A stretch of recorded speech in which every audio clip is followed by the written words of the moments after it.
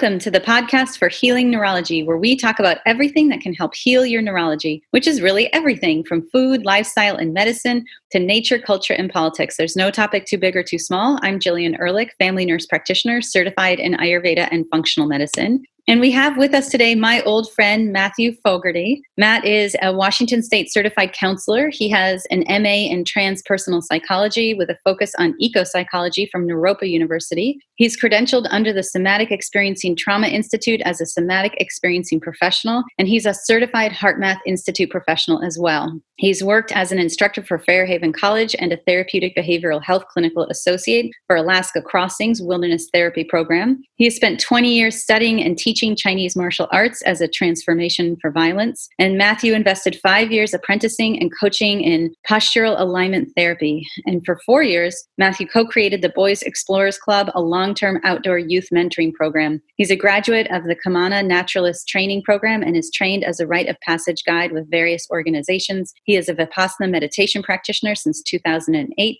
He is also a co-winner of the Whatcom Dispute Resolution Center's Peace Builder Award and the author of a book called A Place-Based Guide to Wonder. And Matt, you and I have been friends a long time. And when I was having a son and I thought about what do I do with boys? I know what liberation looks like for girls. I had no idea about boys. I called you and it was super helpful. And I'm so excited to have you on the show today. Thanks for joining us.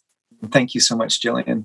I really appreciate being here. It's kind of funny to listen to that list of things and just go, that sounds important or that sounds big, but you never know what an introduction is going to sound like. I know. That's you, honey. That's your life. Well, your professional life, at least. And what we know about you is that you're a very down-to-earth person, which means that the trainings that you've done or the things that you've learned are all still really, really rooted in your experience of the natural world. So, those cloaks we take on like certifications and trainings, they can serve to integrate our perception, but still your work is really literally on the ground, in the sky, in the air. Thank you for naming that. Yeah. We're real people and we're just living a life. That's all we're doing. When I first started this podcast, I was excited to have you as a guest because there is something that you have figured out that I have always struggled with, and that is the container, the piece about the container. Because when I talk about the importance of being outside and when I talk about the importance of healthy food and diet and lifestyle and sleep and routine and regimen and movement, I do that with patients like sitting on my ass in a chair in often a windowless room for hours. And that's the kind of stuff that I talk about. And yet, the way that I have thus far figured out to communicate it, it's not, if there's a dichotomy, there's a dissonance between what I talk about and how I actually practice it. But this is not how you practice your therapy work. So can you tell us a little bit about that? How do you practice? Yeah, I appreciate that question. First thing that popped in my mind is Marshall McLuhan's "The medium is the message." Where we are is a lot of the message in a lot of senses. So for me, just simply, a while ago, when I first started counseling, I decided to do all of it outdoors, essentially. And one of the things, we can talk as much as we want about that, but one of the things that I find really powerful about that is that almost everybody I work with, I wondered when I first started if people would have a problem with it, especially when it gets cold and wet and rainy, but everybody just loves it. You can see their whole system just go, There's a running assumption in the therapy world. I know I can speak for psychotherapy and counseling particularly. There's this running assumption that you can't really do that. And I think it's tied to confidentiality. And I think it's just tied to what we've done in the past, in the counseling past. But we've been doing this. We've been working outside. That's older than dirt. It's older than when we started to call ourselves human beings. So to me, it's just a return, not even a return. It's just an acknowledgement of where we really grew up. And everybody's just got an innate sense of who they are when they're outside. That's what I want to say at this point. And why is that? Why do we know ourselves like that? That's a profound question, right? This is one of the things I love about a conversation is you can ask these profound questions. They don't have a definitive answer, but we can kind of extricate what we're going to find in the moment. Right now, the first thing that pops in my mind is literally we're the human animal. Mm-hmm. We're a human animal, and we're just so complex and we're so fascinating. And this high speed brilliant neocortex and all the like simulators that we can go through and look at the Lord talking on the screen and everything. And there's this body that is just speaking and living, and it is natural, and we are natural. So, I mean, every single cell in my body grew up with nature, and we just know that. There's just a knowing there. And so one of the things that you talk about in your book is really that people talk about going to nature or experiencing nature, or going to a place. But one of the things you talk about is that we are the place. This is our place, wherever we are. What does that mean, that we are the place? One of your quotes from your book is, "We humans are fields of living and dying." So what does that mean? Well, to me, a place is a really it's a fascinating term, because a place isn't necessarily it's not geographical. It's a relationship, right? Mm-hmm. It's a living relationship. And there is no place without the human being and the actual geographical place itself, and then everything else that's contributing to it. It's a system. It's in constant creation. I actually think we are largely, kindly, I want to say this, but culturally, I'll speak for myself. I think I was trained to be largely unaware of how much this cedar tree outside my door actually affects me and grows me. And the more I pay attention to that, or the more I pay attention to like the really subtle shifts that happen for me and for everyone I work with, literally in the body, in the mind, in the experience, when you go out and you just literally just like wonder or look at a cedar tree, there's an instant response there. And that to me is a profound thing. I think it's happening all the time. I think it happens particularly when we're in childhood. We're just like these opened, we're so open, and we're really dynamic and growing.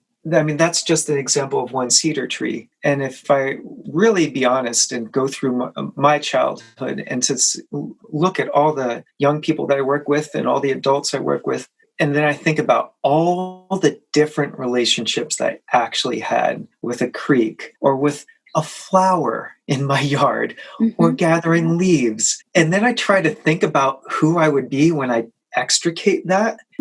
Actually, if I really think about it, it's impossible. It's impossible to be who I am without that. And so in some ways that's simple, but I also think it's quite profound when I really put my mind to it. Does that make some sense, what I just said? Yeah. So what I'm thinking about in terms of place is, when we talk about maps, regardless of how big the area that you're discussing, a map always has positions. It always has a north and east, a south and a west, a relationship of places. So even if you look at a map of the world and you say, well, we're just one point in that, and then you dive down into this Washington state, or you dive down into the Pacific Northwest, or you dive down into the bank of this creek, even if you look at the bank of this creek, there's always a north, east, south, and west. There's always a way that the sun rises on one side of it and sets on the other. There's always a positional statement about any place, and that we as a place also always have a positional statement. We always have a place we are in time, with our physiology, with our mind, but also with our body. And I think what we have talked about in the past, and I think what you're talking about now, is that we tend to remove our mind from our body. We tend to think that our experience is only our perceptions,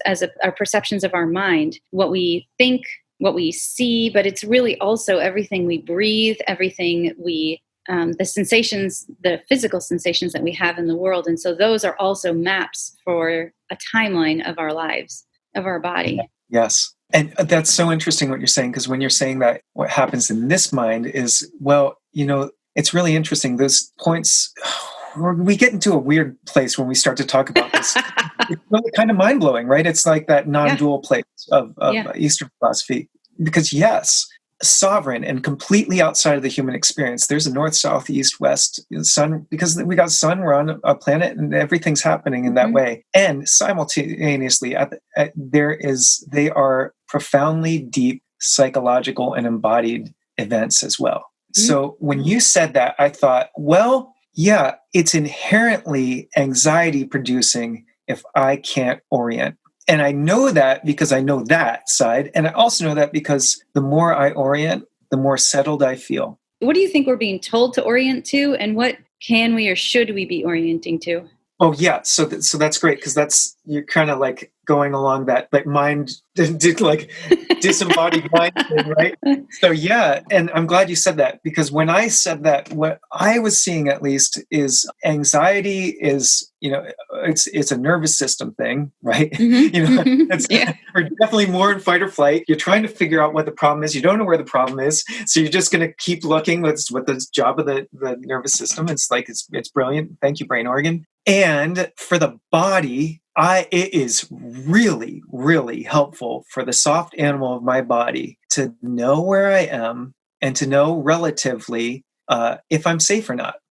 And so if I'm orienting with my body in my place, literally we're talking like north, south, east, west, we're letting the eyes wander, we're noticing, like we're recognizing the trees. I know this place. Soft animal in my body says, oh, there's food, fire, water, shelter here. There's like, I have a special connection here. Like I'm home, right? So that's one side. Now, I think what I hear you saying is that I think you're touching on that cultural piece of like, where are we taught to orient right now? Yeah.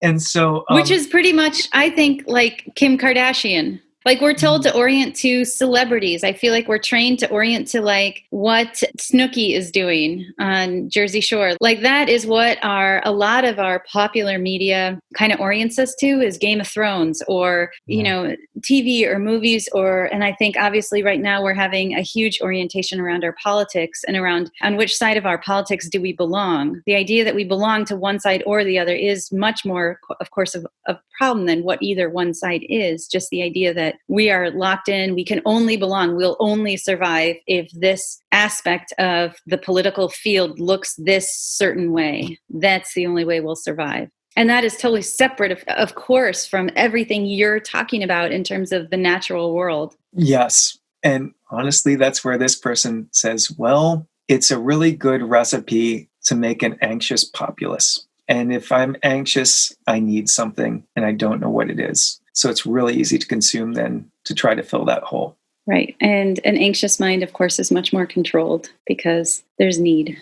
I'm not safe. And I need to go to the quickest, closest place where I can feel a little less unsafe. Less unsafe is different than feeling safe. I want to say that very clearly. And then we're on the nervous system side. This is utterly true. You can be in fight or flight and feel like you're less safe, but that is not the same as being in that rest and digest side of things, that positive social engagement. Oh, I'm settled. So yeah, for me, one of the, it's like kind of a trendy term, but I'll say it like, it's like a primal hack on that whole, I don't want to get into it, like and participate in this, like that whole terrible thing. It is what it is. We're talking to a screen right now, and we're taught and we're conditioned to orient that way. And when I just at this point, when I work with it and work with people with it, it just distills to I feel better when my attention isn't so controlled and dominated by this world. This cultural world, the screen world. It's really helpful for me to pull my attention away from the screen, to take a moment to let the eyes wander. I'm going to keep saying that again and again, right? You can see it, right? You just looked at the sun for a moment, right? And it's like, if you do that, you notice how it just feels like just for a moment, it feels good. Yeah. And so doing that for me is a way, instead of like trying to get the root of like, why are we so absorbed by celebrities? Why are we so absorbed by consumerism? Why are we like doing this and doing that? At this point, I just want to go, oh, okay, what actually feels better? And what gets us settled? And what experiences do we have where I don't feel like I'm wondering which side of the fence you're on? I want to just see person. And I feel like somewhat proud of us because over the last like decade or so we've known each other. This is like one of the first, like we're not phone talkers, we're not Zoom talkers. So, these are conversations that we often have along a trail. Yeah, that's true. So I think that when our conversations can be grounded in actual reality, when we talk about what is reality, part of what's reality, and I think part of what has been really helpful and grounding for me, I've talked about it sporadically through the podcast throughout this whole pandemic, is to remember that it is the soft animal of our body that lives in the world, and that the seasons have turned, and that in fact it's been a great breath of air for the planet, that so many fewer of us are driving and flying and traveling and consuming, that the trees and the grass in my yard, the grass browned in the summer sun, it's now greened back up in the fall rains. It's just that these things have not shifted at all. So Yes. there is a thing that is unchanged. Oh, and when you said that, I just felt my being settled a little bit. Thank you for that reminder. So what are some strategies that we can use to kind of ground down and kind of find our place? What are some strategies in the natural world? I can remind you what they are from your book if you want me to. I was like, what? Oh, right, you're going to ask me what I wrote. Well, let's see. No, let's see what I say now. Yeah, I've never had that kind of mind that's just like, well, Yeah. Because life's an adventure. It's an exploration. You're always changing and learning. Well, the first one is super simple, right? Is like, if we can get ourselves, just get outside. Just get outside. Just get outside. But I want to recognize that's also a privileged statement too. Mm-hmm. Mm-hmm. There's a real kindness and importance there if you can get outside. But even if you can't, or even if that's not something that's easily accessible, there's so many other ways that we do it. First, I would say, I keep saying this because it's like the work that I've been doing lately is orientation, but I want to use it in a slightly different way than I used it earlier. Orientation is like, right now, I'm focused on the screen, right? Yeah. And this is like the challenge with the screen.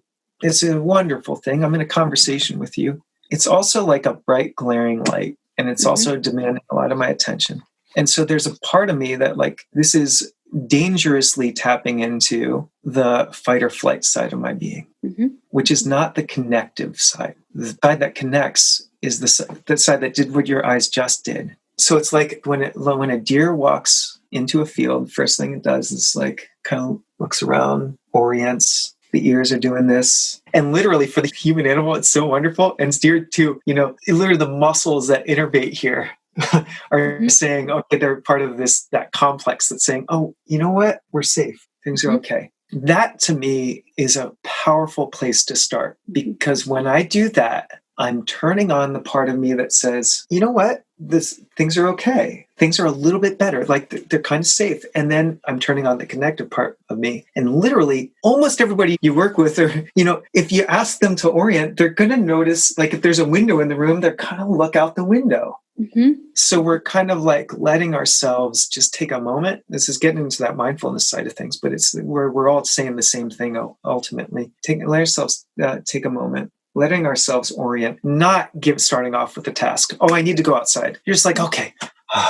And then following that little subtle impulse that's going to happen. It's not going to be the same volume as the screen at first. But that little impulse that's going to happen is going to be like, oh, I see something out there. And I'm going to let myself just get up and look. And then that's like thread. That's the beginning of a string that turns into a rope that ultimately, if you keep tugging on that, it becomes I. This is who I am. And this is how the podcast is going to end, because you're just going to wander off any minute now. Totally. We're going to lose you. All right, I got to go. There was a black bear out here the other day eating our apples. Oh, really? Wow. So wonderful. He was having a great time. That's great. I don't live I don't live way far out of town or anything. I'm really graced because I do live in a place that's close to enough to a mountain where the black bear can come down, though. Yeah. Very, very lucky in that way. Yeah. And wish more places and more access for people. Yeah. And it is a privilege. I absolutely agree.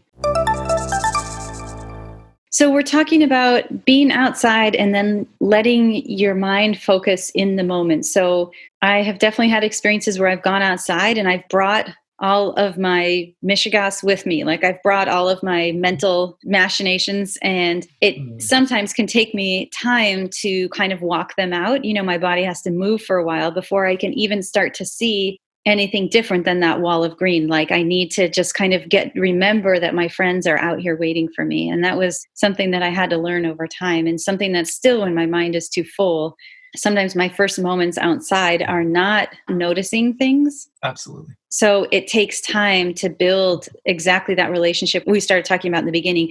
It takes me time to find myself in this place. Absolutely. Wonderful. I love that. I love what you just said. I love that perspective. It takes time. And my first impulse was, yeah, wonderful. Let's let the time, let it take time. Because there's one of my mantras kind of is a teacher of mine used to say, he talked about body.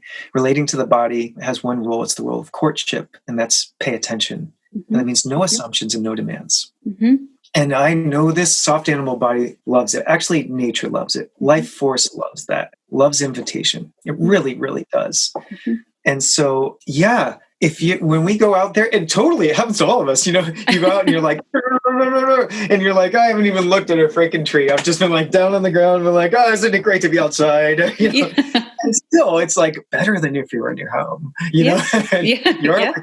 But in a way, if we look at that gracefully, there's a moment where you notice. And that noticing wouldn't have happened if you hadn't gotten out there. And that noticing is that moment when some of that, I want to say, like kind of mental detox, like Peter, it's like exhaust itself just enough to let this like moment in. And eventually there's someone, Robert, if you're alive, I'm sorry, I almost said this old guy.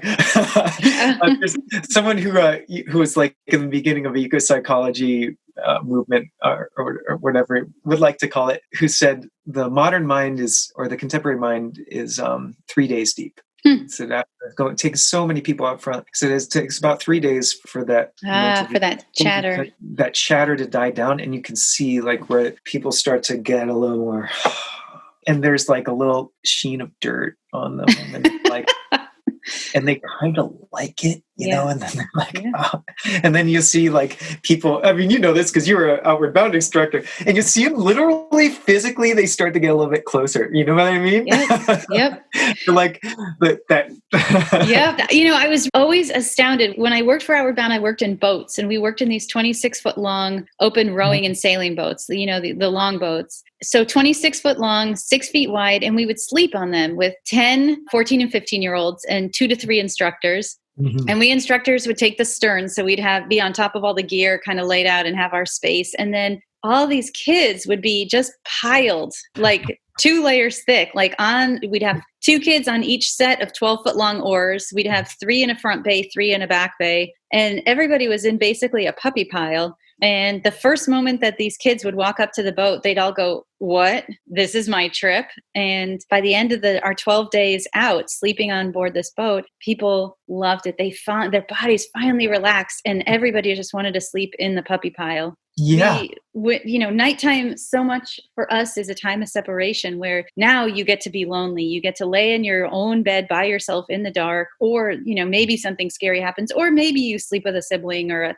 pet or but it's not typical in our American culture that we snuggle and cuddle at night. And not that was what was happening with Outward Bound, but just to say you were with people in that time. And so to be able to unwind that loneliness and that alone, we're meant to be, we always were meant to be in caves together.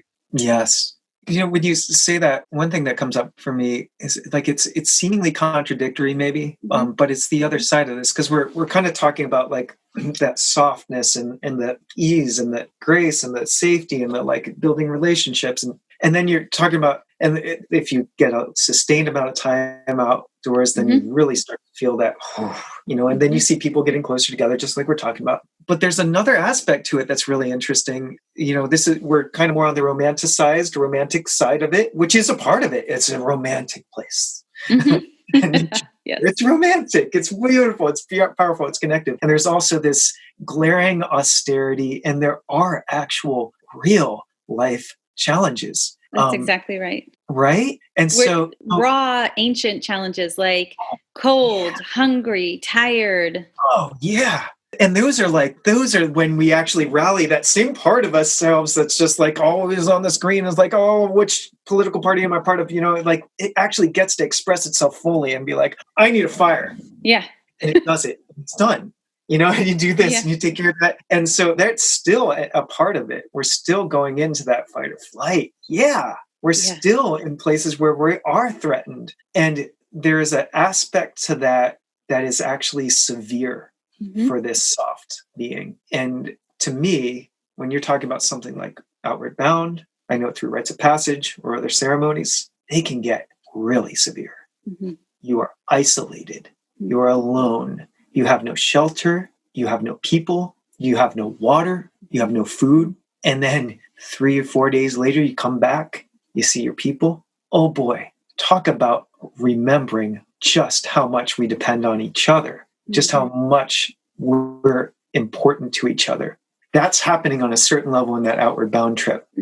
So I want to name that severity and austerity as also actually a grace and also a connective element. And it does not feel like grace when you're feeling it. But I'm thankful for it. So can you talk a little bit about rites of passage? Like what is, can micro-tracking, can laying in the grass be a rite of passage? Can being alone on a mountaintop, doing a 3-day solo be a rite? Like what, can you talk a little bit about rites of passage and really the kind of in light of our neurological networks, our ecological networks, what are rites of passage? What is that work? What's happening in that work? Yeah. I want to start out by saying that I'm just one person with one perspective who has a bunch of teachers and other people at my side and at my back. But that's a great question for the collective. I think it's an emergent question right now because we don't have a cohesive cultural rite of passage, even understanding of it, let alone practices. So I just want to name that. That's a great question for so many people. And I'm just one voice in a big congress of humanity, thankfully. So rite of passage for me, I would actually right now at this point in my life say that severity is actually an important part of it oftentimes. This is the perspective, and I welcome other perspectives. A rite of passage is a time as where there is a deep transition that is being called for. And it's being called from within, and there's always a relationship from without, from nature outside too. The nature inside and the nature outside are both saying it's time. Okay, caterpillar, spin this cocoon and melt yourself. Like literally, that melt yourself. Ow. And then reform into something you never could, that was so unfathomable before. It's kind of an abomination to what you were. And then feel the flight, So can micro-tracking and all these things they can be a part of it for sure. For sure. I mean, you're like finding yourself, you're doing that. But a rite of passage itself, to me, is a time where a part of us dies. Who we were, parts of who we were, down to the level of identity, die. And that cup of I has to be poured out, and it's got to endure some emptiness for a while. And then it gets filled up with what is who has been wanting to emerge. That can happen spontaneously for sure, because that's nature. But people being wonderful, we forget sometimes how wonderful people are. Wonderful, amazing beings that we are. So many cultures, so many different ways, and so many different imaginations have found ways to help that to happen because it's needed. Well, it's interesting. What I find myself saying pretty consistently to patients in clinic is that when we are young, we make assumptions about how the world works based on our best ideas at the time. And when we're 1, 2, and 3, there's, I think, some clear and obvious limitations to our thinking, but we're doing our best thinking, and we make assumptions like married, like my parents are destined to fight. Parents fight. When I become a parent, I will fight too. Or men can never find their keys, and all the men in my adult life will never be able to find their keys. The only one that's true. Or I can't do what I really want to do, and that's just how the world works. So I've got to find something else because what I really want is out of my reach. Or I'm not that smart and I don't deserve very much, and so I will be treated poorly. Or whatever these things are, I'll never get into shape, whatever it is. And these are assumptions. Some of these assumptions, I tell patients, were the things that kind of helped with their survival when they were young. Yes, if they weren't given much, if they continued to complain about it, maybe they were hit, or maybe they were hurt. And so there was a way that accepting that you weren't going to get the attention you needed as a child was a way of keeping yourself safe. And so some of these things are survival tactics, but they no longer serve us as we become adults. And so people have to be willing to walk into those assumptions and essentially die to them. Yes. They have to be willing to feel like they're going to die. And then they have to see that they don't, in fact, die. That there is something underneath that their identity is not actually wrapped around that assumption of perception of self, that there is something way deeper, there is a light within which is unbreakable, and that you have to rip that protective cover off in order to find it. I love how you just described that. So that's exactly what you're talking about in terms of rites of passage. And it's true that when we are kind of bred in our culture to be consumers, and I say that with confidence because of our prior guest on this podcast, Stephen Bezruchka, who quotes a 1972 Newsweek article that said, we are going to have to convince the American people that their role is to be consumers, and it's going to be a hard pill to swallow. But the lessons of the 60s and the dropout and tune in movement has led us to understand that if we're going to continue making money in our economy and prioritizing money, that we need to convince people that their worth and their happiness is based on consumption and purchasing. Their purchasing power is their power. And so if we are going to continue to be consumers, then we don't actually need rites of passage, because we actually need to stay uncomfortable for an extended period of time, and that we need to be taught that our comfort is in our purchases, is in our consumption. And that's where I actually saw the suffering edge or the dark edge of that exact same technology, maybe you want to say, because it's a level of identity. If it's who I am, that's maybe the most toxic and damaging aspect of oppression systems, is when it gets down to who I am. It makes my heart hurts. I almost want to cry when I say that, because nobody gets out alive with that when we get touched by that. Yeah. But here's the grace. Here's the grace. When we have that, when we feel those feelings, thank goodness we're feeling them. Yeah. And the grace is our identity is never fixed. And this is where it comes right back to the rite of passage, that the true change comes as a change in identity. And if I track the people I've admired the most, what they helped each other do. Yeah, there's always people at the head that we give all the, and they're wonderful things people at the head, but we all helped each other, and everybody in different roles was to shift our identity. So we do not have to identify as consumers. And so many of us are very much aware of that, thanks to so many beautiful and brilliant people who have done so much work and awareness work to point that out to us. And now is the time of change, because we are in a rite of passage. It's in the globe. It's in the globe. So one of the things that you put in your book is a story about how to walk twice on the same path as to die. Oh, yeah. I know that one. That's from Ingwe. So can you talk a little bit about that in terms of us and change? Well, that takes some thanksgiving to Norman Powell. He was known as Ingwe, depending on where he was and who was talking to him. But he grew up in Kenya, and so that is some knowledge that he gave, some wisdom that he brought from people that raised him. So I want to thank all the folks who passed that knowledge on. We share wisdom. It's great. When I hold that, being where I am and who I am culturally, from like all the way to like Matthew, white male, all these things that I am, this is how this being holds it in, and is not the way. Everybody's got to hold that one differently if we're healthy. I see that as, if I were to see the same thing twice, it is literally a certain kind of death for my awareness. And so actually, it's a tough one, because the brain organ, particularly, as I understand it, is largely an editor. And so it's doing a wonderful job to just be like, okay, I'm going to give you recombine enough information to have an idea what the thing is. But if it's not important, you're not telling me it's important, we're not going to look further. So, I mean, that in a way is a kind of death, because if I'm not actually really looking, what I'm seeing is my brain's assumption. And that assumption isn't happening here and now. And if I develop a habit of that, which we all do, is kind of part of it. But if I develop that habit and I don't practice developing this habit of newness, of awareness, mindfulness, whatever you want to call it, if I keep with that habit, then my world gets progressively smaller and smaller and smaller. And I'm getting less and less novel information, which means I'm not accepting change, which also means that I'm in a world of assumptions, which is a world that is further and further away from the reality as it is. Does that all track well? Yeah. The chain of thoughts there that to me, they track well, but I'm just one person. They track well to me. We'll see what our listeners comment.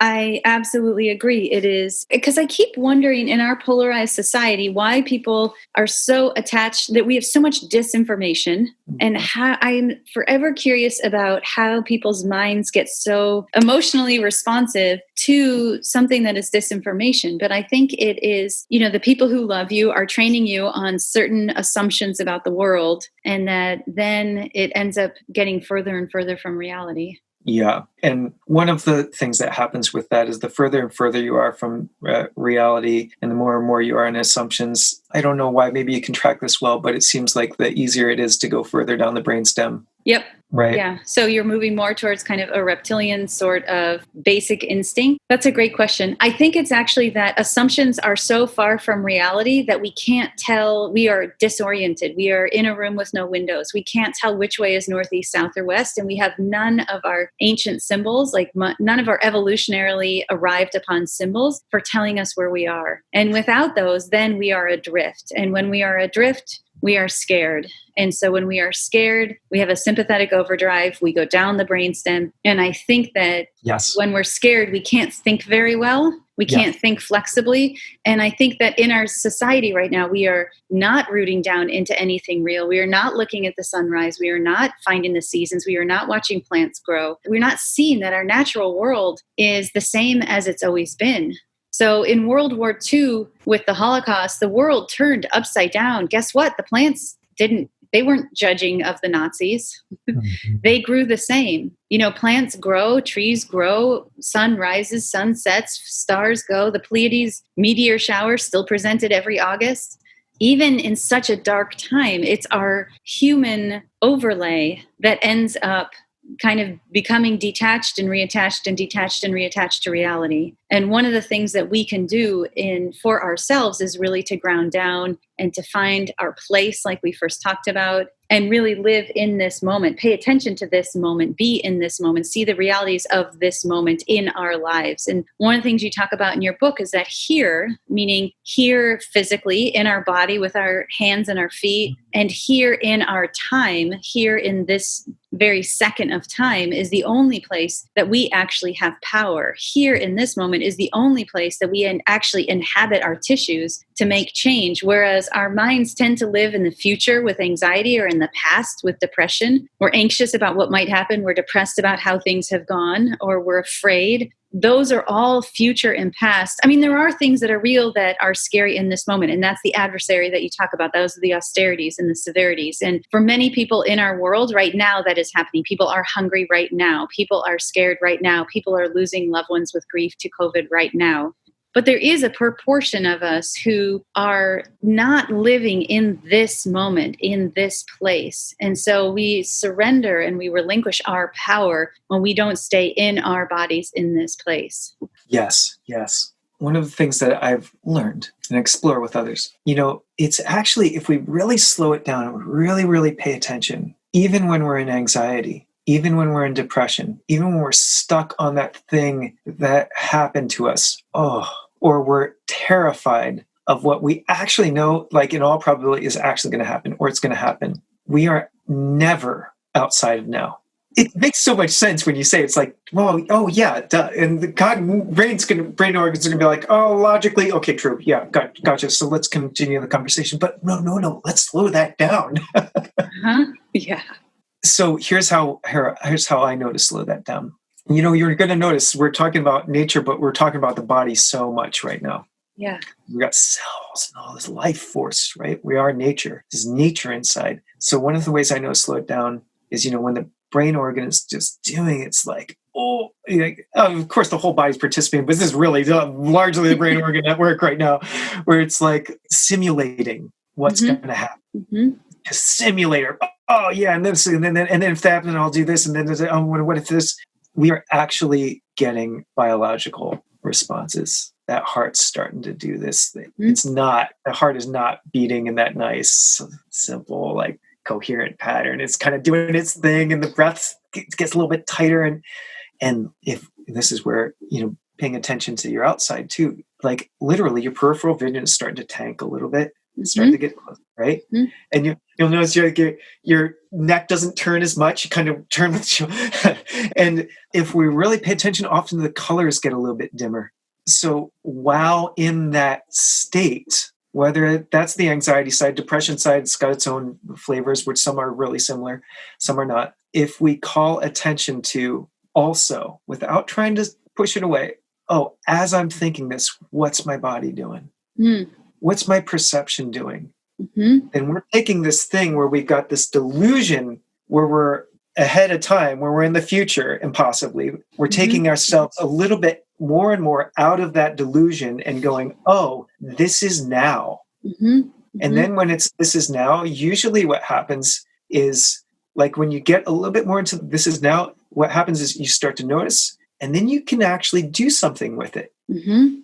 Okay, my breath's doing this. What if I change it for a moment? Or what if I really notice this thing that's interesting over here? Or look at the sky, or like we're starting to pull it into the place where we're actually present. And from there, an interesting thing almost always happens. If we get there, you'll get a change of breath.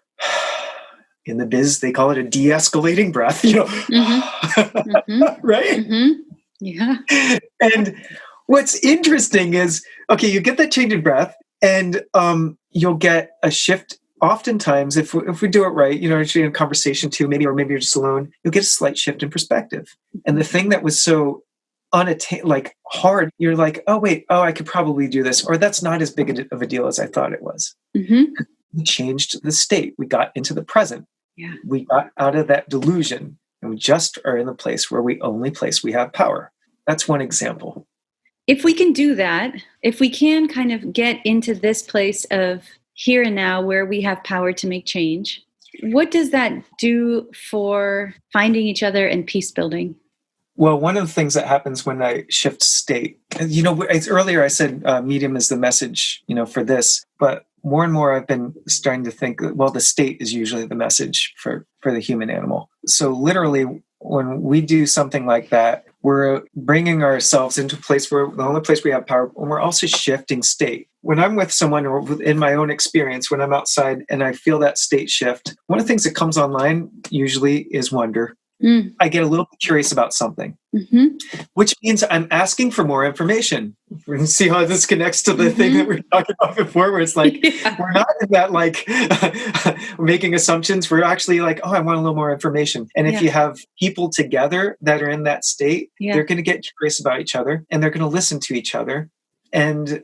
It's building community. All these things. Like, I'm almost like in this moment where I'm like, it's just like we get so caught up in the big picture and the further down that we forget that there is this moment, every moment, like there actually is the opportunity to just shift it a little bit. We can actually just shift that state a little bit, and it really does help. And that is the way to get to like this wonderful peace building state. It actually is through the presence and the breath and the awareness, like just here now, that we're making those conditions.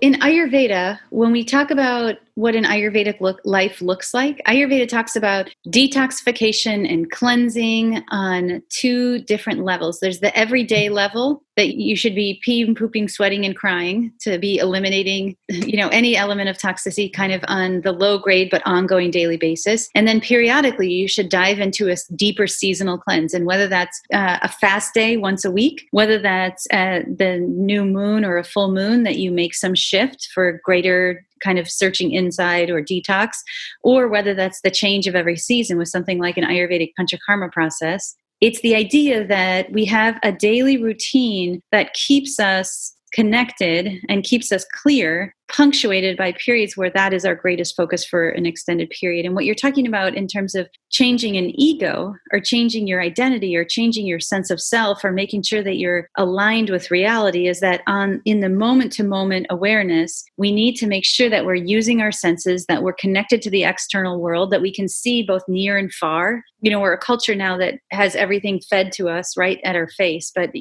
when can you see into the distance? When can you see to the moon? That our sense of sight can go so far, right? Miles into space. Like, it's amazing how far our sense of sight can travel. And so it's the idea that we're doing this on a daily basis, but that then periodically we're also doing rites of passage, whatever they guided, be they part of a natural way of being. And that with that, we can kind of stay current to ourself as we change in reality. And one of the other concepts you talk about in your book is actually seed vaults. And so I'm just thinking about this connection between when we do the work that keeps us current to our life now, that keeps us attendant to our identity and our sense of self over time, we're actually sort of investing in a vault of ourselves. And the last thing, I know I'm adding a lot of things together, but one of the other things that you talk about is seeing the longevity of our stability and our sense of self. That when we vault some of our, when we invest in ourselves, then we have some for a rainy day, for one. But that it really is over time. And it's not over just the time of like a week, a day, even our life, but that it's really, we come from generations of ancestors. And, the impacts of our lives ripple out for potentially generations to come. And so that when we think about our moment in time is all important because it is the only moment in which we have power. But that there is, we are not isolated in this moment ever, because we are the culmination of all the moments before, and we're the progenitor for all the moments hence. Can you tell the story of the cougar and the deer? The relationship? Yeah. I think that's so profound to me. What is it? Tell the story. Well, if I'm tracking correctly, what you're asking about, it's there's a teacher of mine used to say that deer has the cougar's medicine. It's the way that this person said it, And I don't know, that when I put my mind into that, it's so fascinating, because if you think about it, if you watch the deer and you just kind of see like the way that you were just seeing humans, if we get out of our like individualism and even this separation of species, and we're just like a life community, we'll really see the deer. If you really see the deer, you can't see the deer without the cougar. You just can't. And you can't see the cougar without the deer. And there's this weird relationship there that's like, it's beautiful, it's mysterious, it's a co-creation that's happening all the time. Because that deer, like the ears of the deer, the walk of the deer, the two toes that just like, they're on their tippy toes, and around here we have black-tailed deer. They're called Pacific ghosts, their ability to just disappear, that was like relationship by relationship by relationship, generation after generation of the cougar or some other big cats or whatever, and the cougar being hungry, need to feed, needs to eat. And the cougar, like, it's like this like wonderful game where it's like the cougar's like getting more skilled in the cougar's body, and the stealth and the brilliance of the cougar. We have this lion that can silent and strike, and as the cougar grows, the deer grows, and the deer and the cougar, and in a way it's like that. To me is a meditation. It really is. And I want to say this, that is a meditation that is best done for me through outsight, not insight, not up in the brain. We're talking right now, but really watch the deer and see into it, see the cougar and the deer and the relationship. And it's like staring into the cosmos there. It's just mystery. And there's no way you can see anything but a continuing wave of emergence. And there's no way you can get stuck in this. It's such a grace for us as people because it feels good. And I think it feels good because we just remember, all these ideas I have about life, and even myself, they're just ideas. The potential is always there, and it's always happening. And change, it's okay. So I don't know, I want to just land that back into a settling feeling. And the simplicity of it feels good. And that's wisdom. And we get it from action, really, if it's not the deer, look at a plant. Look at how the deer eats the plant, any one of our relatives, and see what each of us sees in that. So we've covered a lot of ground today. And we've talked about the ancient, the modern. We've talked about how the wilderness work that you're doing, that just being outside, it's not primitive as in it came before and then it stopped. Totally. Yeah. Like that these elements of the austerity and the severity and the challenge of being outside, of being cold or hungry or tired and in keeping on, as well as the comforts of being with people or being with trees that we've been with since time immemorial, that these rhythms are something that we inherently know. And that when we get back to them, we get back to a reality that is able to kind of lift us out of some of the cultural aspects that are maybe not supportive, a steady, well-supported foundation. And that can bring us out of our anxiety, that can bring us out of our depression.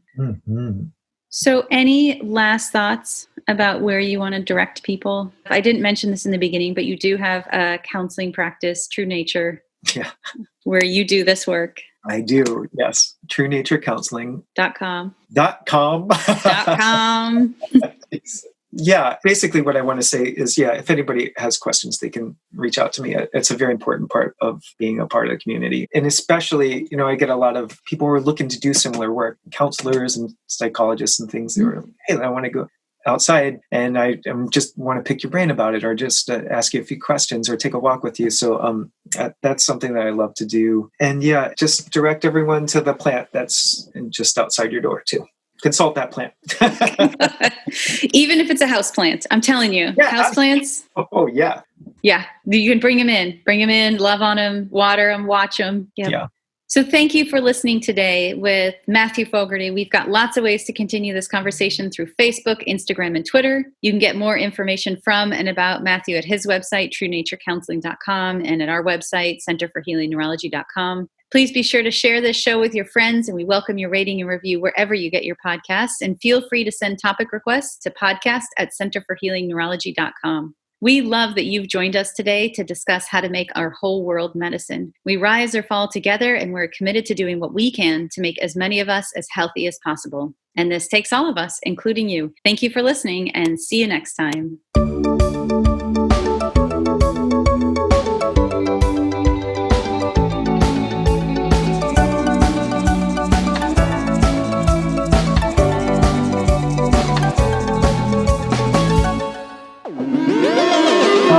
Fish Media. Partyfish Media acknowledges that it operates and records on indigenous Duwamish and Puget Sound Coast Salish land that is still home to the Duwamish tribe. This land is stolen in violation of the Point Elliott Treaty of 1855. We are committed to uplifting the name of these lands and community members from these nations who reside alongside us. For more information on this land, its people, or ways you can help, visit duwamishtribe.org or realrentduwamish.org.